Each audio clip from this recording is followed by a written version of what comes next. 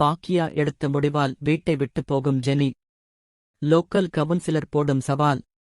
விஜய் டிவியில் ஒளிபரப்பாகி வருகின்ற பாக்கியலட்சுமி சீரியலில் போலீஸ் ஸ்டேஷனில் இருக்கும் செழியனை எப்படியாவது வெளியே கூட்டிட்டு வர வேண்டுமென்று ஜெனியின் அப்பா முயற்சி எடுக்கிறார்.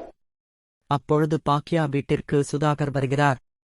வந்ததும் இந்த பிரச்சனை எம்எல்ஏ அளவுக்கு போய்விட்டது. அதனால் என்னாலையும் எந்த உதவியும் பண்ண முடியவில்லை என்று சொல்லிவிடுகிறார். உடனே பாக்கியா வெளியே கிளம்புகிறார். அப்பொழுது ஈஸ்வரி எங்கே போகிறாய் என்று கேட்கிறார். யாராவது என் பையனை வெளியே கூட்டிட்டு வருவாங்க என்று என்னால் பார்த்து கொண்டு சும்மா இருக்க முடியாது. அதனால் நான் ஏதாவது பண்ணி செழியனை கூட்டிட்டு வருகிறேன் என்று கிளம்புகிறார்.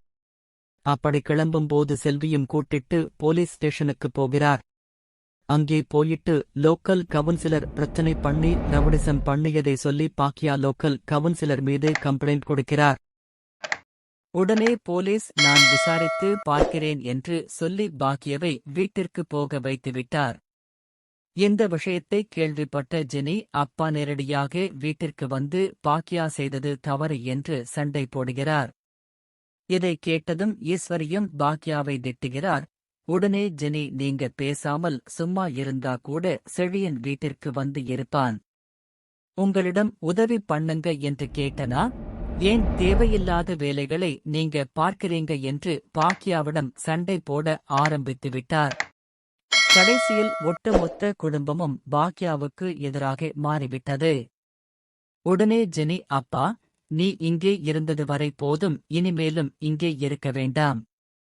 என்னுடன் வீட்டுக்கு வா என்று சொல்லி குழந்தையையும் ஜெனியையும் கூட்டிட்டு கிளம்பிவிடுகிறார். இதற்கும் பாக்கியாதான் காரணம் என்று ஈஸ்வரி திட்டிவிடுகிறார். அடுத்து பாக்கியா நேரடியாக கவுன்சிலர் வீட்டிற்கு போகிறார். அங்கே போனதும் நான் உங்கள் மீது கொடுத்த கம்ப்ளைண்ட் வாபஸ் வாங்கிவிட்டேன். நீங்களும் செழியன் மீது கொடுத்த கேஸை வாபஸ் வாங்க வேண்டும் என்று சொல்கிறார். அதற்கு அந்த கவுன்சிலர் இந்த டீலுக்கு நான் ஓகே சொல்லவில்லை. நீங்களும் என் மீது கொடுத்த கேஸை வாபஸ் வாங்க வேண்டாம், நானும் வாங்க மாட்டேன். எப்படி செழியன் வெளியே வருகிறான் என்று பார்ப்போம். இப்போதைக்கு உங்க பையன் வெளியே வரவே முடியாது என்று பாக்கியாவிடம் சவால் விட்டுவிட்டார். இதனால் பாக்கியம் என்ன பண்ணுவது என்று தெரியாமல் நிற்கிறார். ஆனால் பாக்கியாவை நினைக்கும் போதும் பாவமாக இருக்கிறது. யாரோட உதவியும் இல்லாமல் சொந்த காலில் நின்று தன்னுடைய செலவுகளை பார்த்து சுயமரியாதை உடன் இருக்க வேண்டுமென்று ஆசைப்பட்டதை தவிர பாக்கியா எந்த தவறும் செய்யவில்லை. ஆனால் பாக்கியாவிற்கு தான் தொடர்ந்து ஏகப்பட்ட பிரச்சனைகள் வந்து கொண்டே இருக்கிறது.